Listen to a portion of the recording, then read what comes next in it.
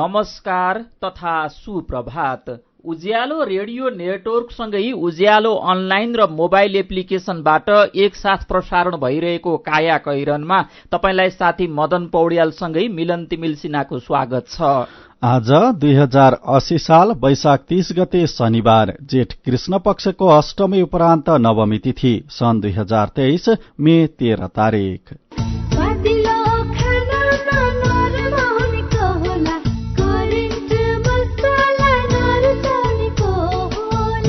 काया कैरनको साथमा करेन्ट मसला र करेन्ट चिया, स्वादको झट्का। काया कैरन सुरु गरौं मुख्य खबरका शीर्षकहरूबाट। शरणार्थी प्रकरणमा संलग्न गिरोह र तिनका संरक्षक विरुद्ध राज्य विरुद्धको अपराधका दफा पनि आकर्षित हुने, आरोपित विरुद्ध छुट्टा छुट्टै आरोप पत्र सहित प्रतिवेदनलाई टुङ्गोमा पुर्याउने प्रहरीको तयारी। मौद्रिक समीक्षा मार्फत उद्यम व्यापारलाई थप छुट सुविधा, 8.5% रहेको बैंक दर 7.5% कायम, ब्याज दर पनि बिस्तारै घट्दै जाने। प्रतिस्पर्धा निषेध गरेर सेवा प्रदायकको सहमतिमा इन्टरनेट शुल्क बढाउने तयारी, भद्र सहमतिको नाममा मूल्य वृद्धि भएमा खबरदारी गर्ने उपभोक्ता अधिकार कर्मीको भनाई। इथियोपियामा हैजाका कारण ज्यान गुमाउनेको संख्या 94 पुग्यो, महामारीका रूपमा फैलिन सक्ने चेतावनी। र आइपीएल क्रिकेटमा मुम्बईले शीर्ष स्थानको गुजरातलाई 27 रनले हरायो, सूर्यकुमार यादवको शतक।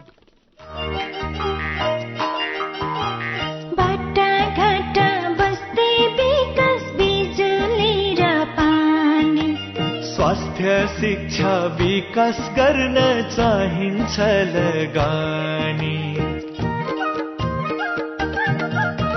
प्रविधिको उपयोग गरी उत्पादन बढाउन, कामलाई आरामदायी र छरितो बनाउन, प्रविधिको उपयोग गरी उत्पादन बढाउन, कामलाई आरामदायी र छरितो बनाउन। समृद्धिका लागि उत्पादन अनि उत्पादनका लागि लगानी, उद्यमीलाई काम गर्न दिउँ, उद्यम गर्छु भन्नेसँग हातेमालो गरौं। युरोपियन युनियनको सहयोगमा उद्योग विभाग, नेपाल सरकार।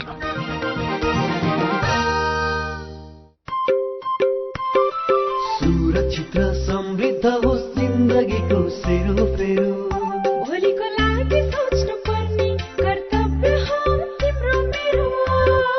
ढुक्क हुन भोलिलाई बिमा गरौँ है, नेशनल लाइफ इन्सुरेन्समा बिमा गरौँ है।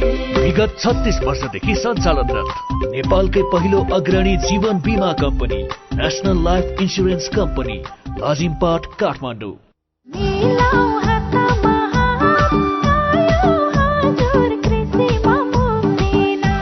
अब कृषि सम्बन्धी सम्पूर्ण सेवा तथा सामग्रीहरू पाउनुहोस् एकै ठाउँमा।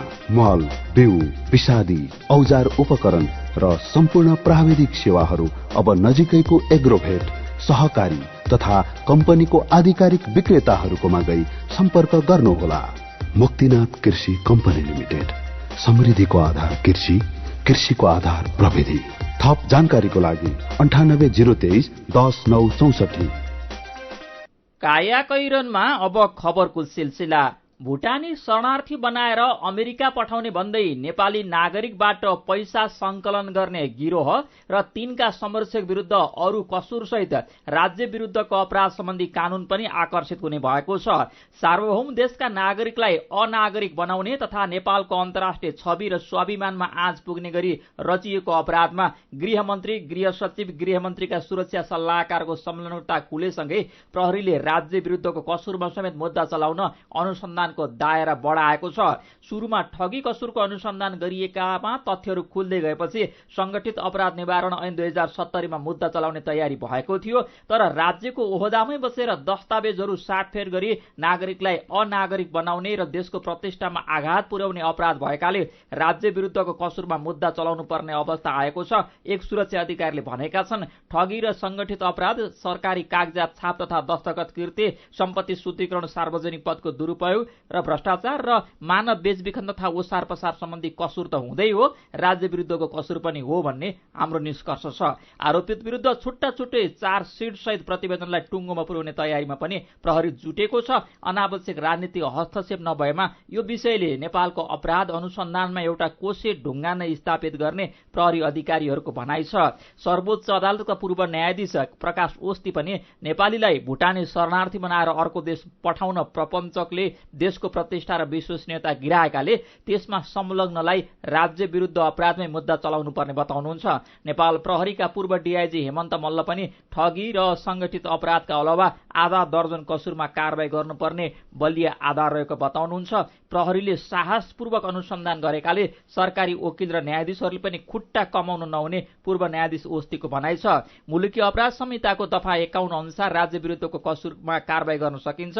त्यो दफामा राष्ट्रहित प्रतिकूल काम गर्न नहुने उल्लेख छ। दफा 51 को उपदफा 1 मा कसैले राष्ट्रहित प्रतिकूल हुने कुनै काम गर्न वा गराउन हुँदैन भनिएको छ। नेपालको स्वतन्त्रता, सार्वभौमसत्ता, भौगोलिक वा प्रादेशिक अखण्डता, राष्ट्रिय स्वाधीनता, स्वाभिमान वा नेपालको अन्तर्राष्ट्रिय छवि उप अपमान हुने, होच्याउने वा घृणा वा द्वेष फैलाउने काम गरेमा राज्य विरुद्धको अपराध कसुरमा कारबाही गर्न सकिने उल्लेख छ। शरणार्थी प्रकरणमा नेपालको मान प्रतिष्ठा र स्वाभिमान अन्तर्राष्ट्रिय रूपमा गिराउने काम गरेकाले यो दफालाई समेटिन लागि स्रोत बताउँछ। यो कसुर गर्नेमाथि 5 वर्षसम्म कैद र 50,000 रुपियाँ जरिवाना हुन सक्ने व्यवस्था रहेको खबर आजको कान्तिपुर दैनिकले छापेको छ। उच्च पदस्थ व्यक्तिहरूकै संलग्नतामा शरणार्थीका नाममा भएको ठगी घटनामा प्रहरीले अनुसन्धान तीव्र बनाएपछि कांग्रेसका पूर्व सांसद आङ टाबा शेर्पा पनि फरार हुनुभएको छ। अहिले हिरासतमा रहेका पूर्व गृहमन्त्री बालकृष्ण खाँड र बिचौलियाहरूबीच उहाँले मध्यस्थकर्ताको भूमिका खेल्नु भएको थियो। बुधबार खाँड पक्राउ परे लगत्तै मैजुबहाल स्थित घरमा ताला लगाएर शेर्पा फरार हुनुभएको हो। उहाँको घरमा केही प्रमाण भेटिन सक्ने भएकोले बिहिबार प्रहरीले ताला फुटाएर खानतलासी गरेको थियो। घरमा कोही पनि नभेटिएको र त्यस सम्बन्धी विवरण पनि केही बरामद हुन नसकेको स्रोतको भनाइ छ। यद्यपि अमेरिका पठाइदिने भनेर बिचौलियाहरूसँग पैसा लेनदेनमा शेर्पाको पनि भूमिका रहेको सूचना प्रहरीले पाएको छ। चैतको दोस्रो हप्ता ठगीमा संलग्न केही बिचौलिया पक्राउ परे लगत्तै खाँडको प्रतिनिधि बनेर शेर्पा चैत 18 मा अभियुक्तलाई भेट्न प्रहरी कार्यालय पुग्नु भएको थियो। पैसा फिर्ता गराइदिने आश्वासन दिँदै उहाँले बयानमा खाँडको नाम नपोल्न प्रस्ताव समेत गर्नुभएको थियो। 1-2 दिनमै केही रकम फिर्ता समेत गरिएको सूचना प्रहरीले पाएको खबर नयाँ पत्रिका दैनिकले छापेको छ। यसैबीच नक्कली भुटानी शरणार्थी प्रकरणमा थप उच्च राजनीतिक तथा प्रशासनिक व्यक्तिको समेत संलग्नता रहेको हुन सक्ने भन्दै प्रहरीले त्यसतर्फ अनुसन्धान सोझ्याएको छ। पूर्व गृहमन्त्री, पूर्व गृह सचिवको प्रत्यक्ष संलग्नता खुलेपछि प्रहरीले अनुसन्धानको दायरा अझ फराकिलो बनाउन लागेको हो। सरकारले गठन गरेको कार्यदलले तयार पारेको प्रतिवेदन तत्कालीन गृहमन्त्री रामबहादुर थापा बादललाई बुझाइएको थियो, तर प्रतिवेदन अहिलेसम्म गोप्य रहेको छ। गिरोहले सक्कली प्रतिवेदन प्राप्त गरी त्यसको अनुसूचीमा अन्य व्यक्तिको नाम थपेको हो। गोप्य रहेकै बेला गिरोहले यति ठूलो चलखेल गरेको अनुसन्धानका क्रममा प्रहरीले भेटाएको छ। यसैबीच प्रहरीको फरार सूचीमा रहेका प्रतिनिधि सभा सदस्य टोपबहादुर रायमाझीको बिरामी विधाको निवेदन दर्ता गराउन जाने व्यक्तिको प्रहरीले खोजी थालेको छ। संघीय संसद सचिवालयमा सांसद रायमाझीको तर्फबाट विधा निवेदन लिएर उपस्थित भएका व्यक्ति पहिचानको प्रक्रियामा प्रहरीले अगाडि बढाएको हो। नेपाली नागरिकलाई नक्कली भुटानी शरणार्थी बनाएर अमेरिका पठाउने गिरोहको योजनाकारका रूपमा प्रहरीले फरार सूचीमा रहेका सांसद रायमाझीको वैशाख 25 गते बिरामी विधा सचिवालयमा पेश भएको थियो, तर विधा निवेदन औपचारिक रूपमा दर्ता भएको छैन। फरार सूचीमा रहेका रायमाझीको खोजीमा रहेको प्रहरीले उहाँको विधा निवेदन ल्याउने व्यक्ति पहिचानका लागि संसद सचिवालयलाई आग्रह गरेको खबर गोरखापत्र दैनिकले छापेको छ। झापाको दमकमा रहेको भुटानी शरणार्थी शिविर बेलडाङ्गीमा रहेका भुटानी शरणार्थीले आफूहरूलाई शरणार्थीको दर्जा नदिएकाले राज्यविहीन भएको गुनासो गरेका छन्। शरणार्थीका रूपमा वर्षौंदेखि शिविरमा रहँदा वास्ता नगरिएको तर शिविर नै नटेकेकाले शरणार्थीको मान्यता पाएको सुन्दा आफूहरू दुखी भएको उनीहरूको गुनासो छ। रकम तिरेर शरणार्थी बनिरहेको सुन्दा आफूहरू छक्क परेको शिविरका शरणार्थीहरू बताउँछन्। उनीहरूले एकमत हुँदै भने आफूहरूलाई कि भुटानी होइनन् भनेर प्रमाणित गर्नु पर्यो कि नेपाली हुन् भन्न सक्नु पर्यो, तर यसरी राष्ट्रियताविहीन बनाउन भएन। भुटानी शरणार्थी शिविर बेलडाँगीका 55 वर्षीय मधुलाल चापागाईले भुटानबाट आएर शिविरमा रहेको र परिवारका धेरै सदस्य तेस्रो देश पुनर्वास भइसकेको अवस्थामा बिना कारण आफूहरूलाई राज्यविहीन बनाइएको गुनासो गर्दै भन्नुभयो। फोटो पनि खिचिएको थियो तर पछि शरणार्थी परिचय पत्र उपलब्ध गराइएन। बेलडाङ्गी 2 अहिलेको C4 385 र पुरानो G214 हटमा बसोबास गर्दै आउनुभएका चापागाईले आफ्ना आमा बाबु र दाजु भाउजूको सबै परिवारसहित तेस्रो देश पुनर्वास भइसके पनि आफूले अहिलेसम्म शरणार्थीको दर्जा माग्न हारगुहार गरिरहनु परेको बताउनुभयो। भुटानमा रहँदा सबै कागजात पेश गरेको, सरजीवन मुचुल्का बनाएको र फोटो समेत खिचिसकेको अवस्थामा आफू चाहिँ शरणार्थी नहुने तर नक्कली भुटानी शरणार्थी बनेर विदेश जाने भन्ने सुन्दा मन धेरै रोएको छ भन्दै उहाँले आफूहरूलाई राष्ट्रियताविहीन बनाइएको आरोप पनि लगाउनु भएको छ। कायाकैरनमा रिपोर्टसँगै खबरहरू बाँकी नै छन्, सुन्दै गर्नुहोला। थोरै बचत धेरै कायदा, बीमाका छन् फाइदा। सरकारी स्वामित्व र बीमाको क्षेत्रमा विश्वसनीय नाम राष्ट्रिय बीमा संस्थान। जीवन बीमाका लागि आजै राष्ट्रिय बीमा संस्थान रामसाहपत काठमाडौँ वा नजिकैको शाखामा सम्पर्क गरौं। विदेशबाट आयामी गरेको पैसा सिधै तपाईको मोबाइलमा लिन मिल्छ। अहिलेको अवस्थामा बाहिर गएर पैसा निकाल्न त्यति सजिलो छैन। त्यसैले आफ्नो मोबाइल निकाल्नुहोस्, आइएमई पे डाउनलोड गर्नुहोस् अनि घर बसी बसी आफ्नो रकम प्राप्त गर्नुहोस्। विदेशबाट आइएमई गरेको रकम प्राप्त गर्न आफ्नो मोबाइल फोनमा आइएमई पे डाउनलोड गर्नुहोस्। अब आइएमई गरौँ, आइएमई पे मा प्राप्त गरौँ सजिलै। सडक सुरक्षा जीवन रक्षा। ट्राफिक प्रहरी महाशाखाका अनुसार सडक दुर्घटनाका कारण हरेक वर्ष नेपालमा कम्तीमा 2000 जनाको ज्यान जाने गरेको छ। यो गन्तीमा नपर्ने हो भने बाटो काट्दा साथीसँग नचल्नुहोस् र नजिस्कुनुहोस्। बाटो काट्दा फोनको प्रयोग पनि नगर्नुहोस्। ख्याल गर्दा यो गिन्तीमा तपाई पनि पर्न सक्नुहुन्छ। त्यसैले बाटो काट्दा बाटातिर मात्र ध्यान दिनुहोस्। टाटा, सिप्रदी र उज्यालोको सहकार्य। स्वास्थ्य तपाईँ हाम्रा लागि अति संवेदनशील विषय हो। बिरामी पर्दा उपचार खर्च धान्न नसकी ऋणमा डुबेको वा उपचारै गर्न नसकी रोकिएको पनि हामीले देखेका छौँ। स्वास्थ्य बीमा यसको समाधानको एउटा उपाय हो। तपाईको परिवारमा 5 जना छन् भने 3500 मा स्वास्थ्य बीमा गर्न सकिन्छ र 1 वर्षभित्र बिरामी भएमा 1 लाख बराबरको औषधि उपचार सुविधा प्राप्त गर्न सकिन्छ।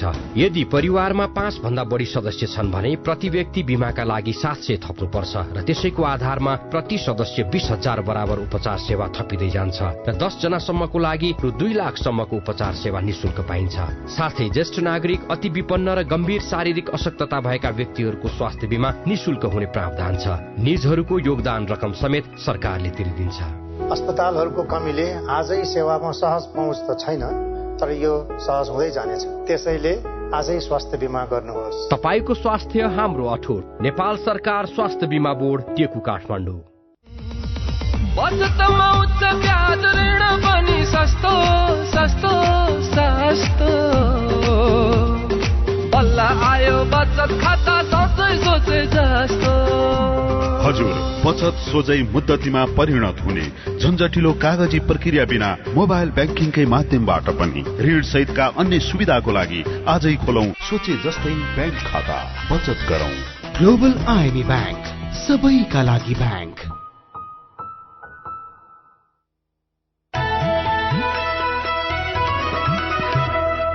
उज्यालो रेडियो नेटवर्कसँगै उज्यालो अनलाइन र मोबाइल एप्लिकेशनमा प्रसारण भइरहेको काया कैरनमा तपाईलाई फेरि स्वागत छ। यतिन्जेल हामीले शरणार्थी प्रकरणमा संलग्न गिरोह र तिनका संरक्षक विरुद्ध राज्य विरुद्धको अपराधका दफा पनि आकर्षित हुने, हिरासतमा रहेका अभियुक्तहरूलाई भेटेर खाँडलाई नपोल्न आग्रह गरेका पूर्व सांसद शेर्पा पनि फरार लगायतका खबर प्रस्तुत गर्यौं।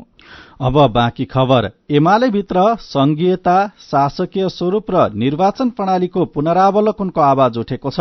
वर्तमान संविधानमा गरिएका यी व्यवस्थाका कारण राजनीतिक स्थिरता, सुशासन र समृद्धि प्राप्तिमा विकृति देखिएको भन्दै एमालेमा विकल्प खोज्नुपर्ने समय आएको आवाज उठेको हो।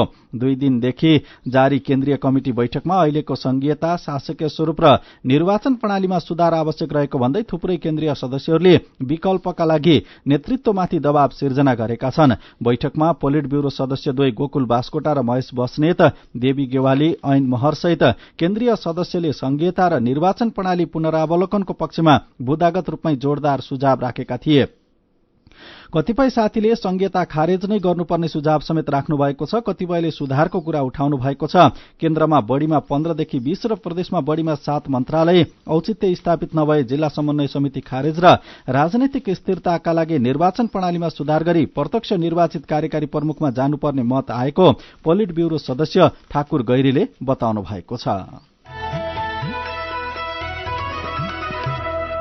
उद्योगी व्यवसायलाई कर्जाको पुनर्तालिकीकरण र पुनर्संरचनाका थप सुविधा दिने गरी राष्ट्र बैंकले मौद्रिक नीतिको तेस्रो त्रैमासिक समीक्षा सार्वजनिक गरेको छ। बैंक तथा वित्तीय संस्थाबाट 5 करोड़सम्म कर्जा लिएका ऋणीको नगद प्रवाह विश्लेषण गरी तिर्न नसकेकालाई असार मसान्तसम्म ऋणको पुनर्संरचना तथा पुनर्तालिकीकरण सुविधा दिइने भनेको छ। बैंक तथा वित्तीय संस्थाले ऋणीको नगद प्रवाहको विश्लेषण गरी आवश्यकता र औचित्यका आधारमा होटल तथा रेस्टुरेन्ट, पशुपन्छी पालन, निर्माण क्षेत्रसँग सम्बन्धित कर्जा र 5 करोड़सम्मको अरू क्षेत्रमा प्रभाव भएको कर्जालाई आउँदो असार मसान्तभित्र पुनर्संरचना तथा पुनर्तालिकीकरण गर्न सक्ने व्यवस्था मिलाइने समीक्षामा भनिएको छ। राष्ट्रिय तथ्याङ्क कार्यालयले प्रकाशन गर्ने तथ्याङ्कका आधारमा पछिल्ला 2 त्रैमाससम्म लगातार ऋणात्मक वृद्धि हुन गएका आर्थिक क्षेत्रसँग सम्बद्ध ऋणीले कोषमा उपलब्ध स्रोतको सीमाभित्र रही पुनर्कर्जा सुविधा पाउने व्यवस्था राष्ट्र बैंकले गरेको छ।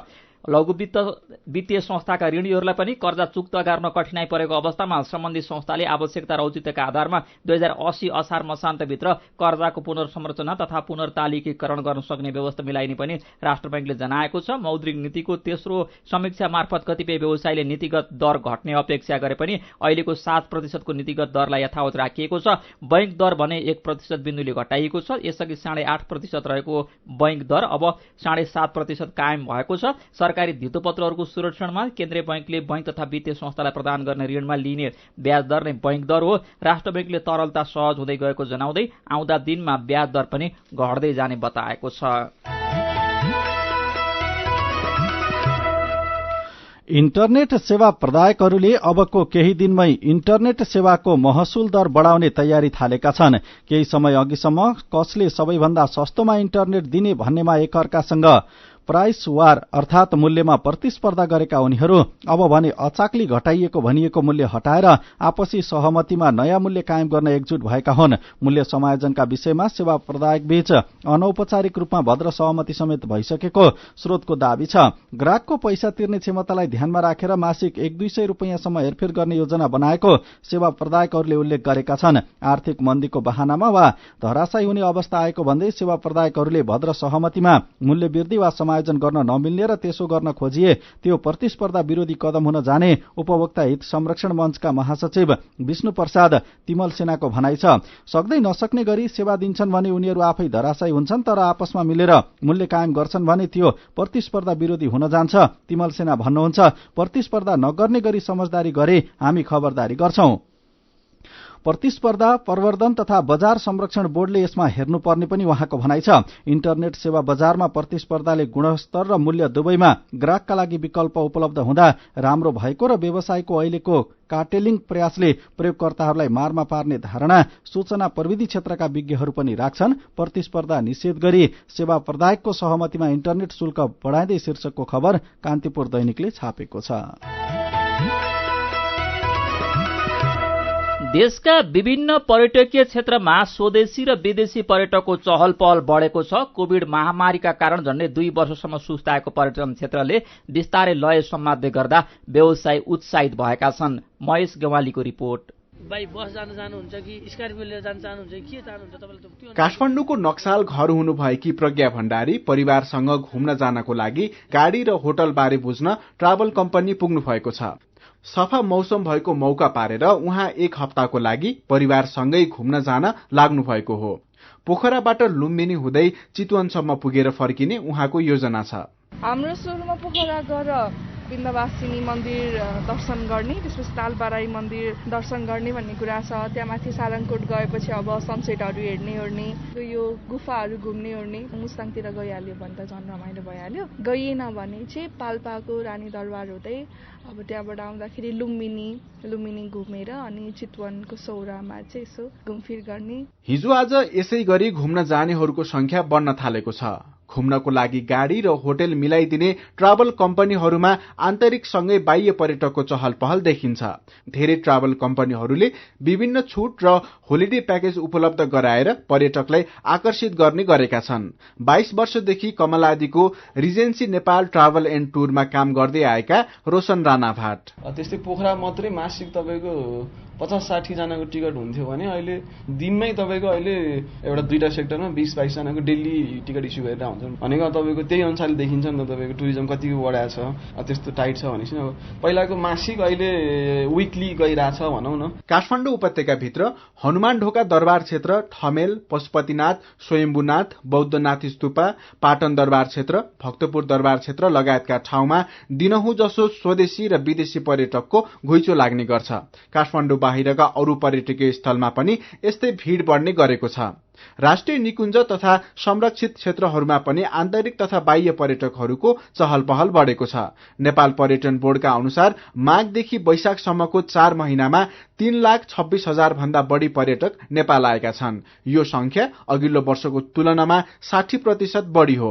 नेपाल पर्यटन बोर्डका निर्देशक तथा प्रवक्ता मणिराज लामिछाने। नेपालमा आउने भनेको सबभन्दा धेरै विगतदेखि नै 1 नम्बरमा भारत नै भयो। त्यस पछाडि कोभिड पछाडिको समयमा चाहिँ अमेरिका छ, त्यसै गरी बेलायत लगायतको छ र अहिले चिनिया पर्यटकहरू पनि यो नेपाललाई चाहिँ उनीहरूले भ्रमण गन्तव्यको रूपमा राखेको हुनाले यो महिनामा चाहिँ अघिल्लो महिनाको हेरिकन 90% जति चिनिया पर्यटक पनि बढेको छ र अहिले 4थो नम्बरमा चिनिया पर्यटक आइपुगेको छ। पर्यटक बढेसँगै देशका सबै पर्यटकीय क्षेत्र भरिभराउ हुन थालेका छन्। होटलका कोठाहरू पनि खचाखच भरिन थालेका छन्।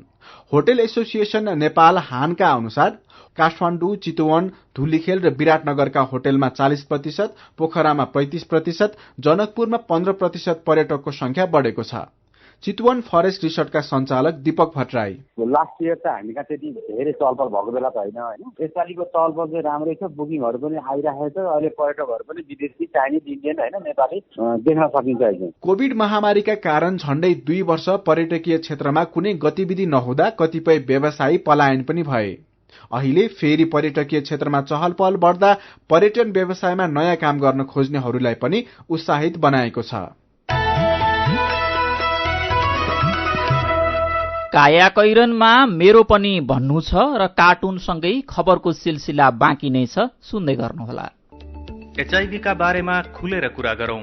सँगै बस्दा, खाँदा, पढ्दा र सँगै खेल्दा कुनै कीरा वा लामखुट्टेले टोक्दा एचआईभी सर्दैन। हात मिलाउँदा, अङ्कमाल गर्दा तथा चुम्बन गर्दा, एउटै चर्पी प्रयोग गर्दा र अरूको लुगा लगाउँदा एचआईभी सर्दैन।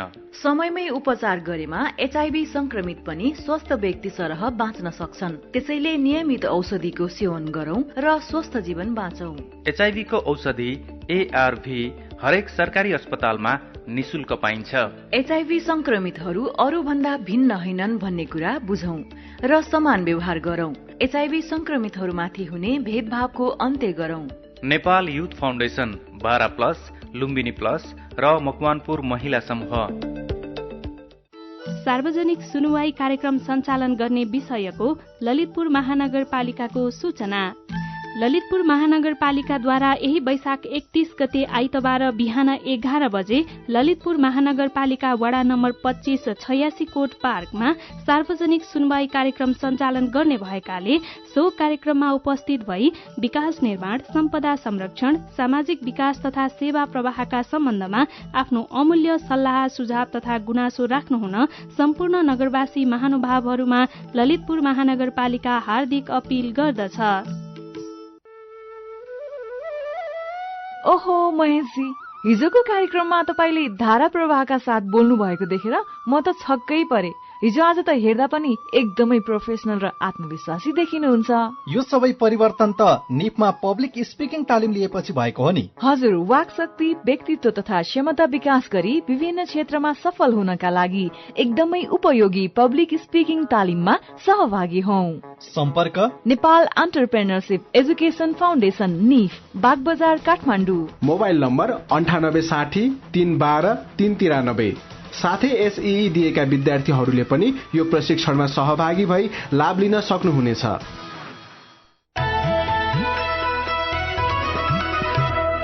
उज्यालो रेडियो नेटवर्क मार्फत देशभरिका विभिन्न एफएम स्टेशन तथा उज्यालो अनलाइन र मोबाइल एप्लिकेशनमा प्रसारण भइरहेको काया कैरनमा तपाईलाई फेरि स्वागत छ।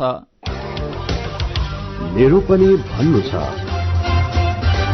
वैदेशिक रोजगारीमा जाँदा लिएको ऋणले बाध्यकारी श्रममा नेपाली श्रमिक करारभन्दा फरक काम गर्न बाध्य शीर्षकको खबर उज्यालो अनलाइनमा पढेर हरि भण्डारीले आफ्नै अनुभव सहित लेख्नु भएको छ। म आफै विदेश जाने तयारीमा छु र मैले विदेशमा कमाउने 6 महिना जतिको तलब यता म्यान पावर व्यवसायलाई एकैचोटि तिर्नुपर्छ। ऋण गरेरै म्यान पावरमा बुझाउनुको विकल्पै छैन। अनि विदेश गएपछि झण्डै 1 वर्ष त मलाई ऋणको सावा ब्याज बुझाउँदैमा ठिक्क हुन्छ। काठमाडौँ महानगरभित्र विज्ञापनजन्य पर्चा पोस्टर बाँड्ने 61 जना कार्यवाहीमा परेका खबरमा मधु कुमार निरञ्जन र रमेश प्रधानले लेख्नु भएको छ। यति धेरै प्रदूषण बढ़िरहेको काठमाडौँ उपत्यकामा वातावरण स्वच्छ र सफा राख्न महानगरपालिकाको पहल राम्रो र सकारात्मक छ। गुल्मीको रेसुङ्गा विमानस्थलमा आजदेखि व्यावसायिक उडान शुरू भएको खबरमा फेसबुकमा सपनाको क्षितिज नाम राखेका साथीको प्रतिक्रिया छ। यो सँगै गुल्मी र आसपासका क्षेत्रका स्थानीयको जीवनस्तरमा पनि केही सुधार र परिवर्तन आउँछ भन्ने विश्वास छ। अनि सुत्केरीको ज्यान गएपछि राप्ती स्वास्थ्य विज्ञान प्रतिष्ठानमा तनाव भएको खबरमा स्थानीय कुमार कुमारले लेख्नु भएको छ। अस्पतालले पछिल्लो समय विश्वास गुमाउँदै गइरहेको छ। सामान्य औषधि र उपकरण पनि पाइँदैन। सेवाको गुणस्तर पनि खस्किरहेकोले बिरामीको संवेदनशीलतामा ख्याल गर्नुपर्ने नै देखिन्छ। विचारका लागि तपाईंलाई धन्यवाद। मेरो पनि भन्नु छ। मेरो पनि भन्नु छ प्रस्तुत गर्दै हुनुहुन्थ्यो साथी मल्लिका थापा। काया कैरनमा अब विदेशको खबर। दक्षिण पूर्वी इथियोपियामा हैजाका कारण ज्यान गुमाउनेको संख्या 94 पुगेको छ। संयुक्त राष्ट्रसंघीय मानवीय मामिला समन्वय कार्यालयले दिएको पछिल्लो विवरण अनुसार ज्यान गुमाउनेको संख्या 94 पुगेको हो। हैजा प्रभावित क्षेत्रका 41 वटा उपचार केन्द्र र इकाइ सञ्चालन गरिएको छ। इथियोपियामा हैजा महामारीका रूपमा फैलिन सक्ने चेतावनी दिएको छ। अब खेल खबर। आईपीएल क्रिकेटमा मुम्बई इन्डियन्सले शीर्ष स्थानको गुजरात टाइटन्सलाई 27 रनले हराएको छ। गैराती वाङखडेमा भएको खेलमा मुम्बईले दिएको 219 रनको लक्ष्य पछ्याएको गुजरातले निर्धारित 20 ओभरमा 8 विकेट गुमाउँदै 191 रन बनायो। टस हारेर पहिला ब्याटिङ गरेको मुम्बईले निर्धारित 20 ओभरमा 5 विकेट गुमाएर 218 रन बनाएको थियो। उसका सूर्यकुमार यादवले 103 रनको शतकीय पारी खेले। यादवको आईपीएल क्रिकेटमा पहिलो शतक पनि हो। जितसँगै मुम्बई 12 खेलमा 14 अङ्कका साथ तालिकाको तेस्रो स्थानमा उक्लिएको छ। शीर्ष स्थानमा कायमै रहेको गुजरातको 12 खेलमा 16 अङ्क छ। काया कैरनमा अब केही खबर संक्षेपमा। सरकारले 2078 जेठ यताका भूकम्प पीड़ितलाई अस्थायी आवास निर्माणका लागि 50,000 रुपियाँ अनुदान उपलब्ध गराउने भएको छ। नेपाल चेम्बर अफ कमर्सले आउँदो आर्थिक वर्षको बजेटमा सरकारले कृषि उपकरण आयातमा पूर्ण छुटको व्यवस्था गर्नुपर्नेमा जोड़ दिएको छ। पालिकाको दोस्रो पटक चुनाव भएको आज 1 वर्ष पूरा भएको छ। 2079 वैशाख 30 गते 753 वटै पालिकाको चुनाव भएको थियो। संघीय व्यवस्था कार्यान्वयन भएपछि पहिलो पटक 2074 सालमा पालिका चुनाव भएको थियो।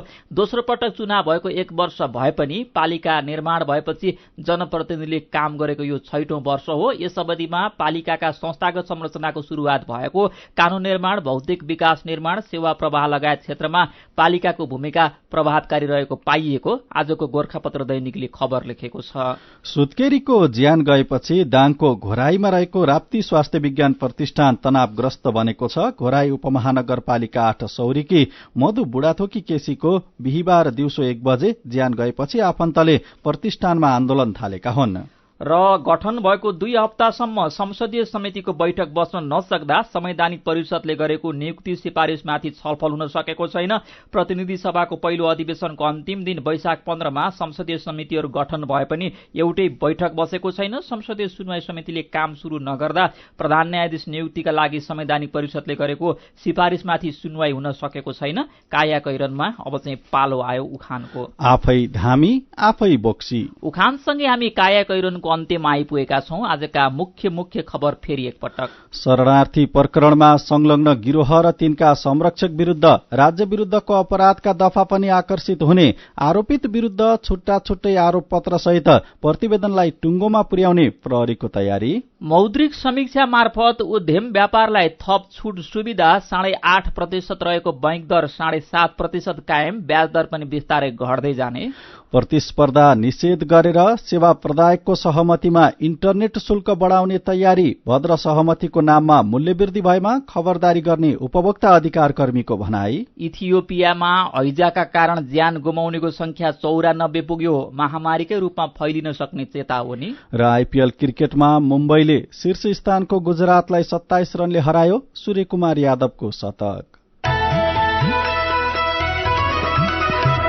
र अन्त्यमा आजको कार्टुन। आज हामीले अनुप गुरुङले बनाउनु भएको कार्टुन लिएका छौं। नक्कली भुटानी शरणार्थी प्रकरणमा शीर्ष नेताहरूले देखाएको दोहोरो चरित्रलाई यो कार्टुनले व्यङ्ग्य गरेको छ। नेताहरू भ्रष्टाचारमा दोषी देखिए कारबाही हुनुपर्छ पनि भन्छन्, अनि कारबाही हुन नदिनको लागि सकेको दबाव पनि दिन खोज्छन्। यहाँ कार्टुनमा गृहमन्त्री जस्तै देखिने मान्छेले शरणार्थी काण्ड भनेर लेखिएका मान्छेलाई च्याप्प समातेर कारबाही गर्दैछन्। त्यही बेला देउबा जस्ता मान्छे त्यहाँ पुगेका छन्। उनको पछिल्तिर आर्जु जस्तै देखिने महिला छेल परेर उभिएकी छिन्। अनि देउबा जस्तै देखिने मान्छे गृहमन्त्री जस्तै देखिने मान्छेसँग भन्दैछन्, कस्तो राम्रो काम गर्नु बा, आँसु नै आयो मेरो त, धन्यवाद है। आजको काया कैरन सकिएको छ। उज्यालो मोबाइल र अनलाइनमा प्रसारण भइरहेका रेडियो र अनलाइनका सामग्री भाइबरमा पनि उपलब्ध छन्। काया कैरनबाट प्राविधिक साथी प्रवीण श्रेष्ठसँगै हामी पनि बिदा माग्छौं। घर बाहिर निस्कँदा मास्क लगाउन नबिर्सौं। नमस्कार।